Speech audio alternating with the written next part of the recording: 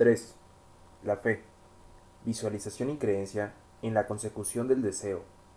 El segundo paso hacia la riqueza. La fe es el elemento químico primordial de la mente. Cuando la fe se mezcla con el pensamiento, el subconsciente capta la vibración, la traduce en su equivalente espiritual y la transmite a la inteligencia universal, como en el caso de la plegaria.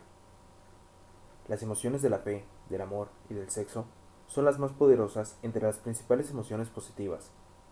Cuando se mezclan las tres, tienen el efecto de colorear el pensamiento de tal manera que éste alcanza al momento el subconsciente, y allí se transforma en su equivalente espiritual, la forma singular que induce una respuesta de la inteligencia infinita. ¿Cómo acrecentar la fe? Tenemos un planteamiento que le ayudará a comprender mejor la importancia que el principio de autosugestión asume en la transmutación del deseo en su equivalente físico o monetario. La fe es un estado mental que se puede inducir o crear con la afirmación o con las repetidas instrucciones al subconsciente a través del principio de autosugestión.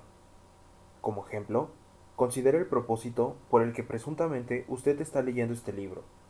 El objeto es, por supuesto, adquirir la capacidad de transmutar el pensamiento intangible del impulso del deseo en su contrapartida física, el dinero.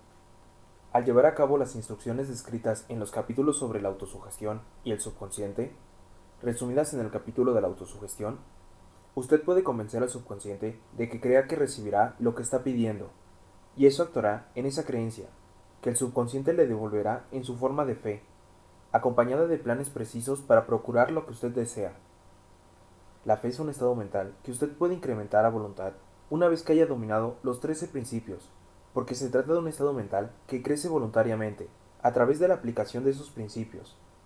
La repetición de la afirmación de órdenes al subconsciente es el único método conocido del crecimiento voluntario de la emoción de la fe. Quizás el concepto le quede más claro con la siguiente explicación de la forma en que los hombres, a veces, se convierten en criminales. Para decirlo con las palabras de un famoso criminólogo, cuando los hombres entran por primera vez en contacto con el crimen, éste les repugna. Si siguen en contacto con él durante algún tiempo, se acostumbrarán y lo tolerarán. Y si permanecen en contacto con el crimen durante el tiempo suficiente, acabarán por aceptarlo y se dejarán influir por él. Es el equivalente de decir que cualquier impulso del pensamiento que sea repetidamente encauzado hacia el subconsciente resulta aceptado e influye en el subconsciente, que procede a traducir ese impulso en su equivalente físico por el procedimiento más práctico que haya disponible. En relación con esto, vuelva a considerar la proposición de que todos los pensamientos que han sido emocionalizados, cargados emocionalmente, y que mezclados con la fe, empiezan a traducirse en su equivalente físico o en su contrapartida. Las emociones, o la porción sentimental de los pensamientos, son los factores que dan vitalidad y acción a estos. Mezcladas con cualquier impulso del pensamiento, las emociones de la fe, del amor y del sexo le añaden más energía de la que tendría por sí sola. No solo los impulsos del pensamiento que se hallan mezclados con la fe, sino los que se mezclan con cualquiera de las emociones positivas o de las negativas, puede alcanzar el subconsciente e influir en él. Nadie está condenado a la mala suerte. A partir de esta afirmación, usted comprenderá que el subconsciente traducirá en su equivalente físico un impulso de pensamiento de naturaleza negativa o destructiva con tanta facilidad como actuaría con un pensamiento de naturaleza positiva o constructiva. Esto explica el extraño fenómeno que millones de personas experimentan, denominado infortunios o mala suerte. Hay millones de personas que se creen condenadas a la pobreza y al fracaso, por culpa de algunas fuerzas extrañas que suponen no poder controlar. Ellos son los creadores de su propio infortunio a causa de esta creencia negativa, que su subconsciente adopta y traduce en su equivalente físico. Este es un momento apropiado para sugerirle de nuevo que usted puede beneficiarse transmitiendo a su subconsciente cualquier deseo que quiera traducir en su equivalente físico monetario en un estado de esperanza o convicción de que la transmutación tendrá lugar. Su convicción, o su fe, es el elemento que determina la acción de su subconsciente. No hay nada que le impida embaucar a su subconsciente al darle instrucciones a través de la autosugestión, tal como yo engañé al subconsciente de mi hijo. Para llevar a cabo este engaño de manera más realista, cuando se dirija al subconsciente, compórtese tal como lo haría si ya estuviera en posesión del objeto material que está pidiendo. Su subconsciente traducirá en su equivalente físico por el medio más práctico y directo cualquier orden que se le dé en un estado de convicción o de fe en que la orden se llevará a cabo. Sin duda, se ha dicho bastante para señalar un punto de partida desde el cual uno puede, mediante la experimentación y la práctica, adquirir la capacidad de mezclar la fe con cualquier orden que se le dé al subconsciente. La perfección surgirá a través de la práctica. No puede aparecer por el mero hecho de leer las instrucciones. Es esencial para usted que estimule sus emociones positivas como fuerzas dominantes de su mente y que quite importancia a las emociones negativas y las elimine. Una mente dominada por las emociones positivas se convierte en una morada favorable para el estado mental conocido como fe.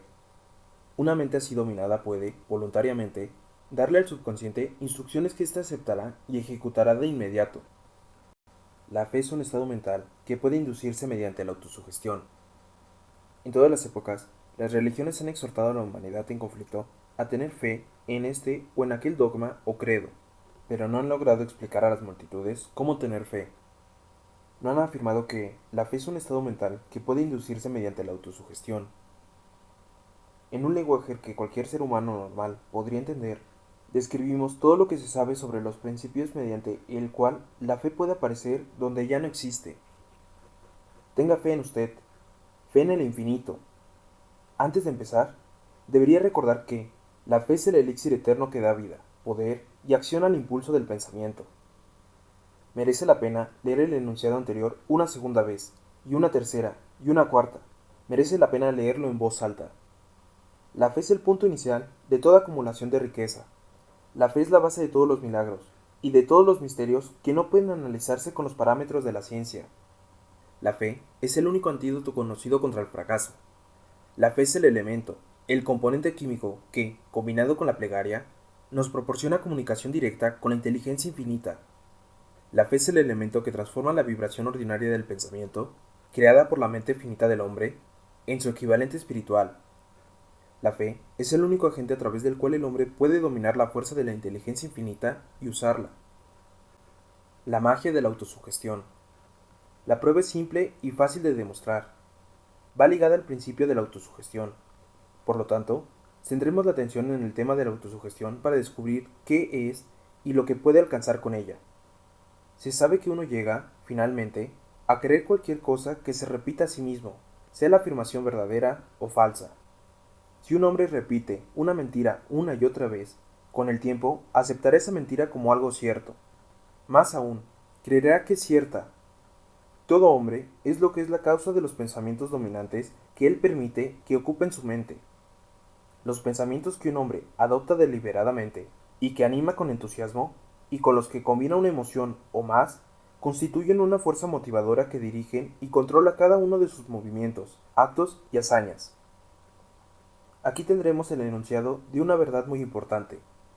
Los pensamientos combinados con cualquiera de las emociones constituyen una fuerza magnética que atrae otros pensamientos similares o relacionados. Un pensamiento así, magnetizado con la emoción, puede compararse con una semilla que, cuando es plantada en terreno fértil, germina, crece y se multiplica una y otra vez, hasta que aquello que en un principio fue una semilla, se convierte en innumerables millones de semillas de la misma clase. La mente humana está constantemente atrayendo vibraciones que armonicen con aquella que la domina. Cualquier idea, pensamiento a propósito, que uno abrigue, atrae infinidad de ideas afines, adhiere estas ideas a su propia fuerza, y crece hasta convertirse en el propósito maestro que domina y motiva al individuo cuya mente se ha alojado. Volvamos ahora al punto inicial, para informarnos de cómo puede plantarse en la mente la semilla original de una idea. La información es fácil de entender. Cualquier idea, plan o propósito puede injertarse en la mente mediante la repetición del pensamiento. Por ello, usted debería poner por escrito algún planteamiento de su propósito principal u objeto primordial y preciso, memorizarlo y repetirlo en voz alta todos los días, hasta que las vibraciones auditivas hayan alcanzado el subconsciente. Decídase a dejar de lado las influencias de todo ambiente desfavorable para construir su propia vida a medida. Al hacer un inventario de sus recursos y capacidades mentales, quizás usted descubra que su mayor debilidad es su falta de confianza en sí mismo. Esta desventaja puede ser superada, y la timidez transformada en coraje a través de la ayuda del principio de la autosugestión proporcionada. La aplicación de este principio puede ejecutarse mediante la sencilla enunciación de los impulsos del pensamiento puestos por escrito, memorizados y repetidos hasta que lleguen a formar parte del instrumental de que la facultad inconsciente de su mente disponga. Fórmula de la confianza en uno mismo. Primero, sé que tengo la capacidad de alcanzar el objeto del propósito definido de mi vida.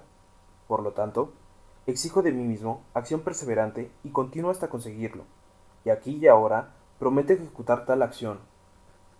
Segundo, me doy cuenta de que los pensamientos dominantes de mi mente se reproducirán con el paso del tiempo en actos externos y físicos para transmutarse en una realidad física. Por lo tanto, concentraré mis pensamientos durante 30 minutos cada día en la tarea de pensar en la persona en que me propongo convertirme, creando de este modo una imagen mental clara. Tercero, sé que, mediante el principio de la autosugestión, cualquier deseo que abrigue con perseverancia buscará expresarse a través de ciertos medios prácticos para obtener el objeto que hay atrás de él. Por lo tanto, dedicaré 10 minutos cada día a pedirme una mayor confianza en mí mismo. Cuarto, he escrito con claridad una descripción del objetivo primordial de mi vida, y nunca dejaré de esforzarme hasta que haya conseguido la suficiente confianza en mí mismo para alcanzarlo. Quinto, comprendo con claridad que no hay riqueza ni posición que pueda durar mucho tiempo a menos que se haya formado sobre la lealtad y la justicia. Por lo tanto, no me comprometeré en ninguna transacción que no beneficie a todos aquellos a quienes afecte. Tendré éxito atrayendo hacia mí las fuerzas que deseo emplear y la cooperación de otras personas. Induciré a otros a servirme, por la obra de mi disposición a servir a otros. Eliminaré el desprecio, la envidia, los celos, el egoísmo y el cinismo, y cultivaré el amor por toda la humanidad, porque sé que una actitud negativa hacia los demás nunca me dará el éxito. Haré que los demás crean en mí, porque yo creeré en ellos y en mí mismo.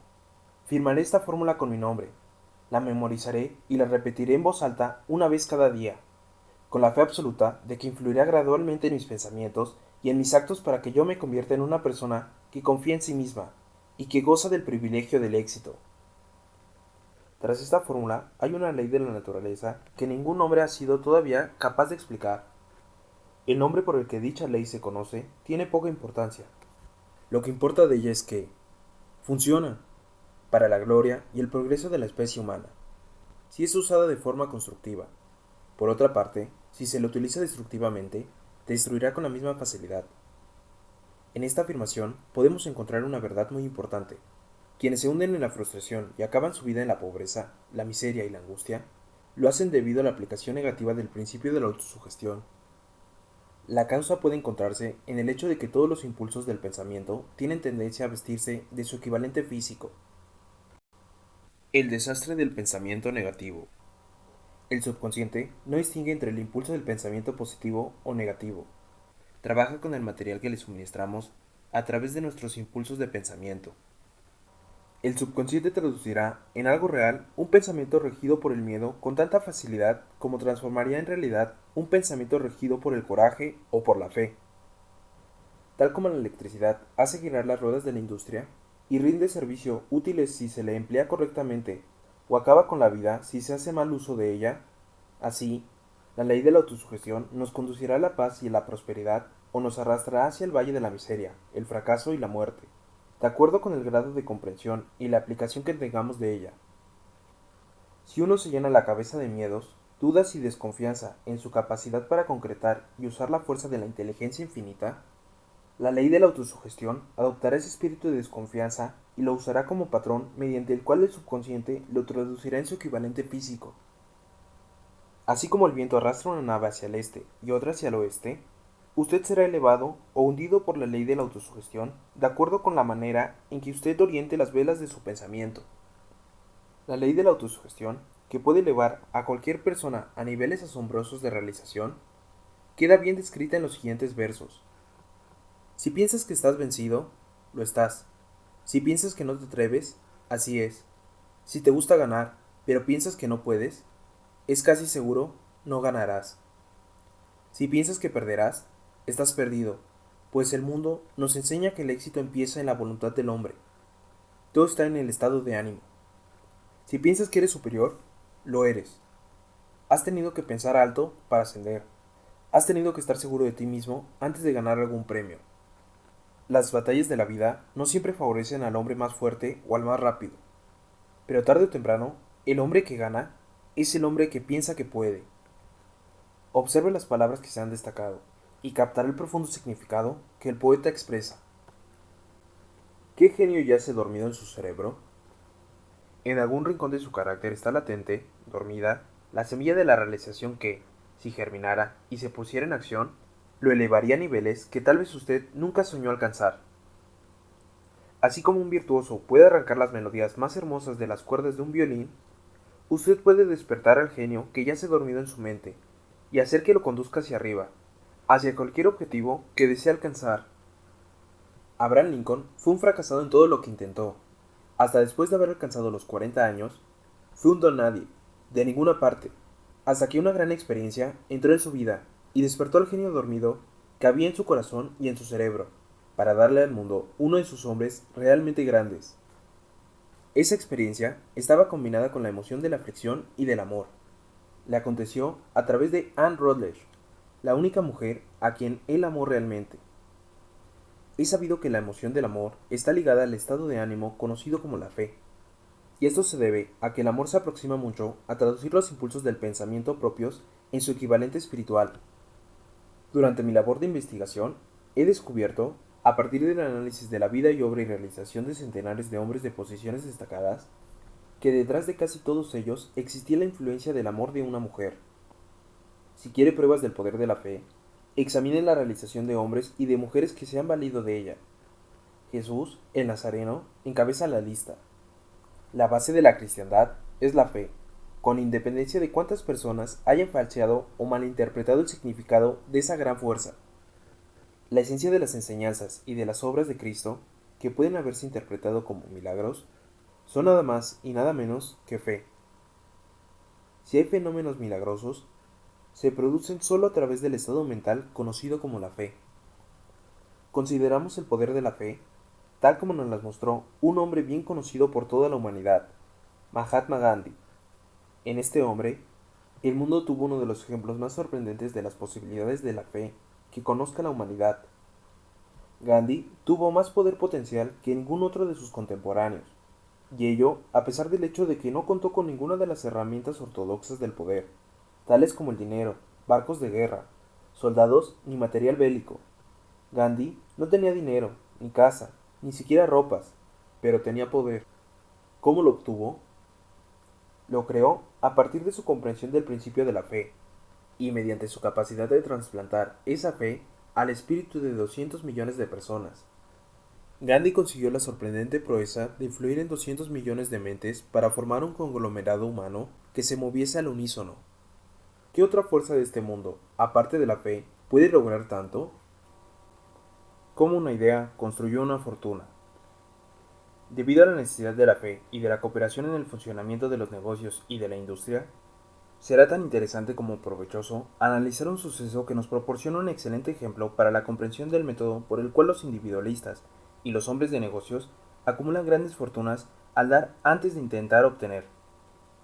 El suceso elegido para este ejemplo data del comienzo del siglo XX, cuando se estaba formando la Corporación del Acero de Estados Unidos. A medida que lea la historia, tenga presente esos hechos fundamentales y comprenderá cómo las ideas se han convertido en fortunas inmensas. Si usted es uno de los que se ha preguntado a menudo cómo se han acumulado las grandes fortunas, esta historia de la creación de la Corporación del Acero de Estados Unidos le resultará esclarecedora.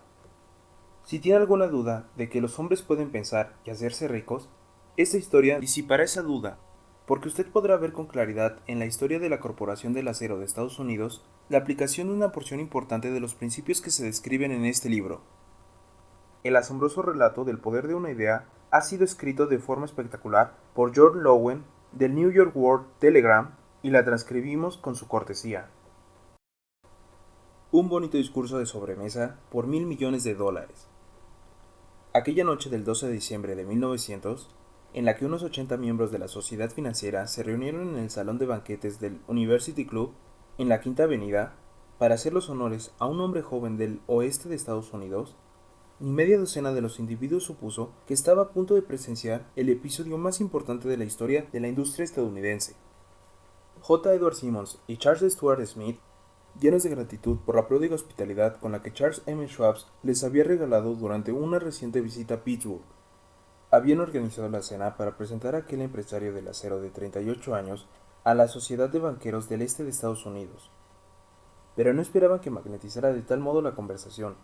De hecho, le advirtieron que los corazones que rellenaban las camisas de Nueva York no reaccionarían a la oratoria, y que si no quería aburrir a los Stillman y a los Harriman y a los Vanderbilt, sería mejor que se limitara a 15 o 20 minutos de intranscendencias amables, pero nada más.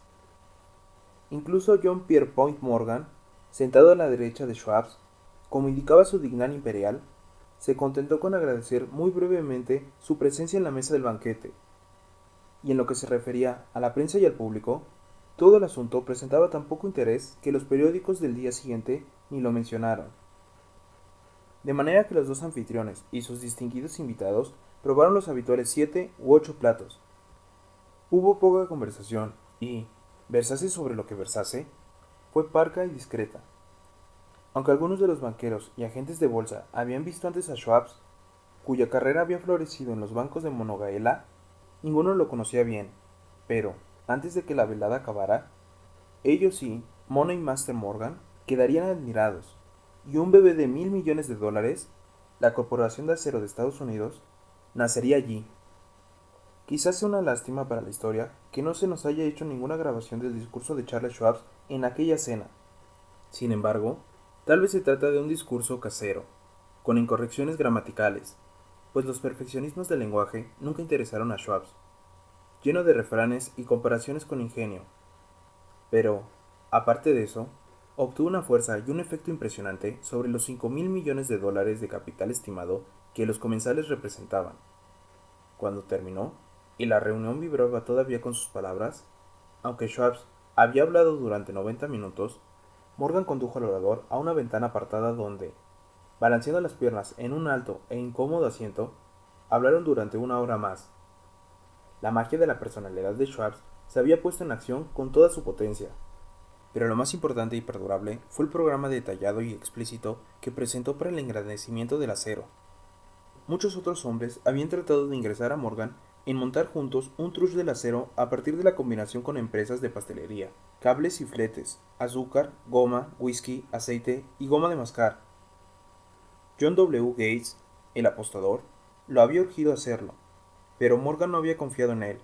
Los hermanos Moore, Bill y Jim, mayoristas de Chicago, que habían fusionado una fosfera y una corporación de galletas, habían tratado de convencerlo, fracasando en su intento.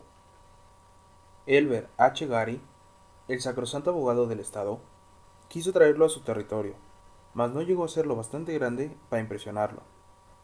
Hasta que la elocuencia de Schwab elevó a J. P. Morgan a las alturas desde donde pudo visualizar los sólidos resultados del proyecto financiero más atrevido que se hubiera concebido nunca.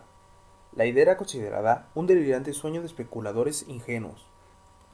El magnetismo financiero que, hace una generación, empezó a atraer a miles de compañías pequeñas y a veces ineficazmente dirigidas a combinaciones más grandes y competitivas, se ha vuelto operativo en el mundo del acero gracias a los artilugios de aquel jovial pirata de los negocios, John W. Gates.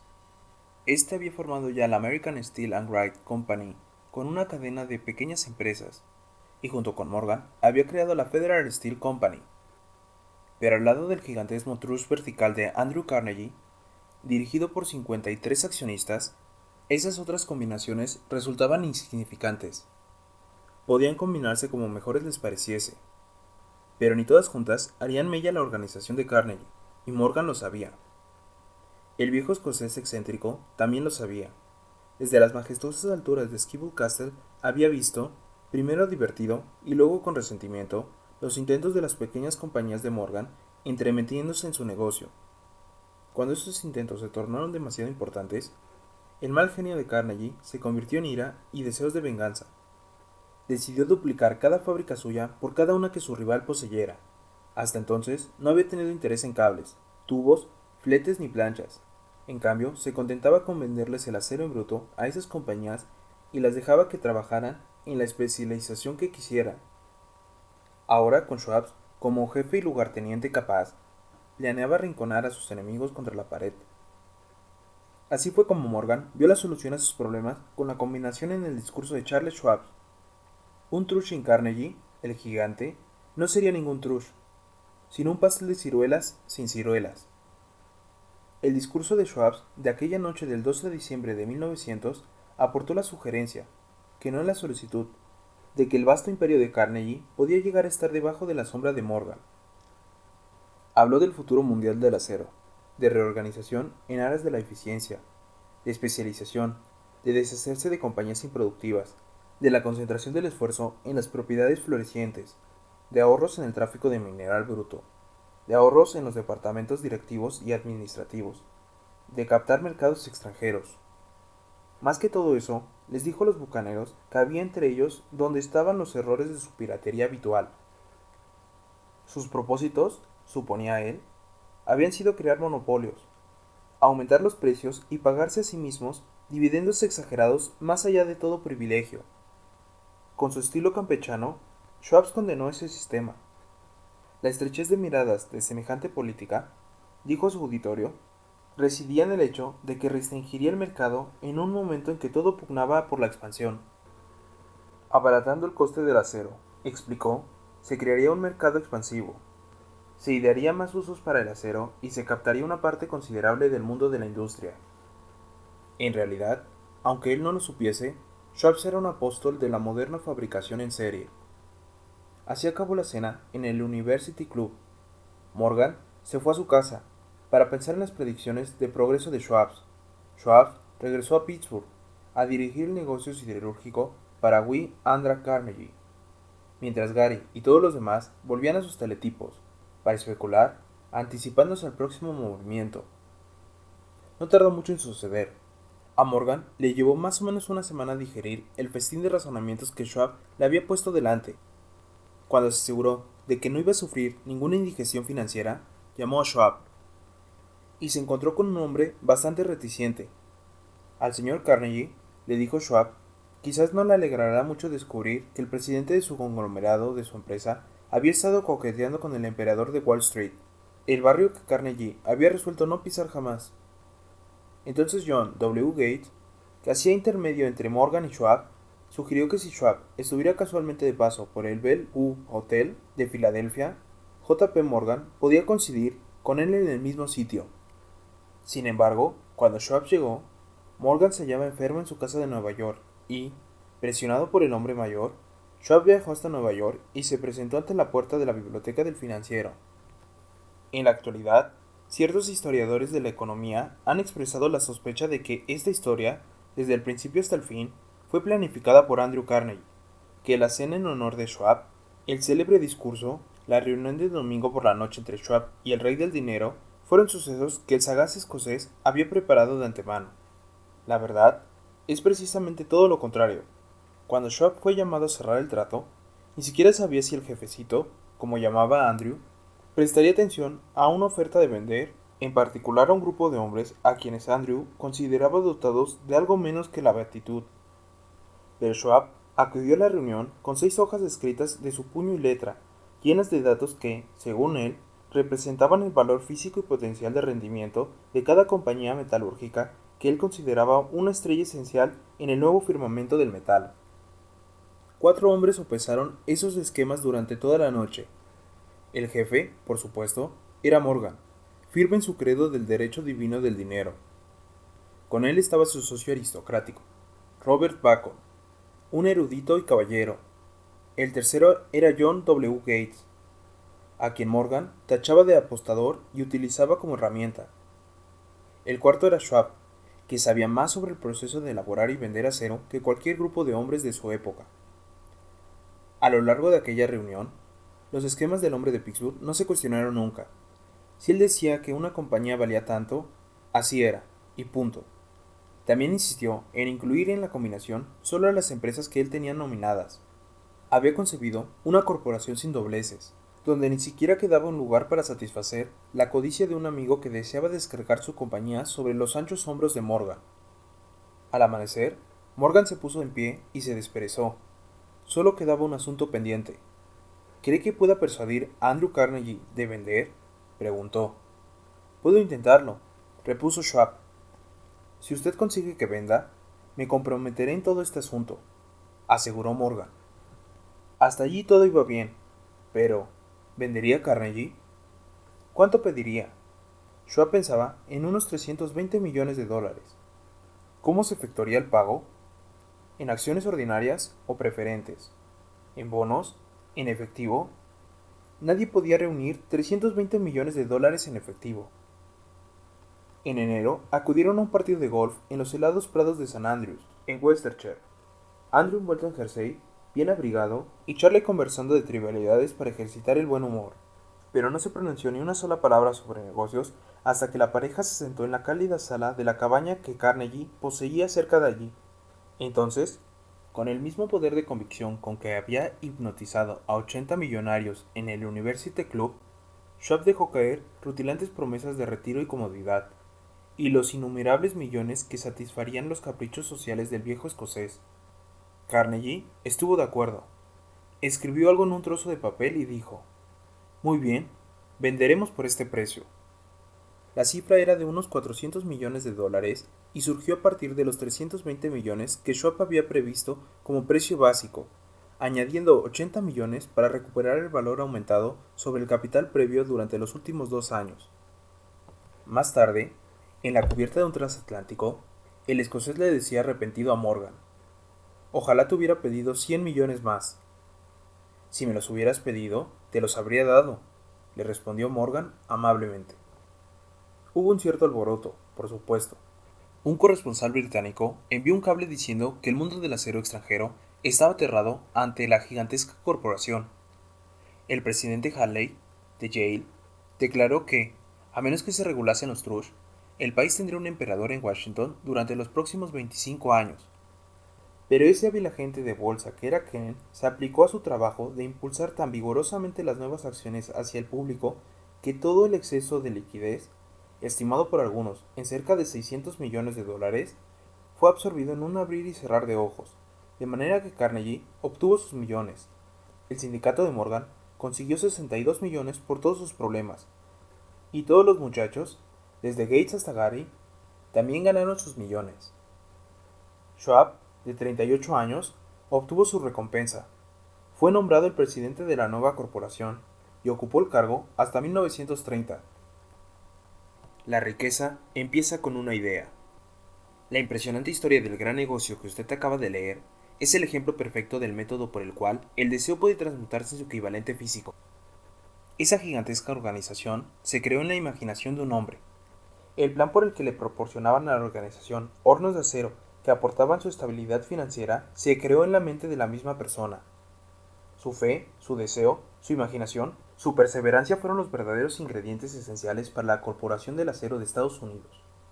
Los hornos y los equipos mecánicos adquiridos por la empresa, después de haber surgido a la existencia legal, fueron incidentales, pero un análisis cuidadoso revelará el hecho de que el valor aumentado de las propiedades adquiridas por la corporación se incrementa en unos 600 millones de dólares, por la mera transacción que los consolidaba bajo la misma gerencia. En otras palabras, la idea de Charles M. Schwab, sumada a la fe con la que contagió a J. P. Morgan y a los demás, había dado un beneficio de unos 600 millones de dólares. No es una suma insignificante por una sola idea. La Corporación del Acero de Estados Unidos prosperó hasta convertirse en una de las empresas más ricas y poderosas de Estados Unidos, dando empleo a miles de personas, desarrollando nuevas aplicaciones para el acero y abriendo nuevos mercados, demostrando de ese modo que los 600 millones de beneficio que la idea de Schwab produjo estaban bien merecidos. La riqueza empieza a partir de una idea. La cantidad está limitada solo por la persona en cuya mente esa idea se pone en movimiento. La fe elimina las limitaciones. Cuando esté preparado para negociar a la vida lo que usted desee, recuerde, usted es el que pone el precio por obtener lo que quiere.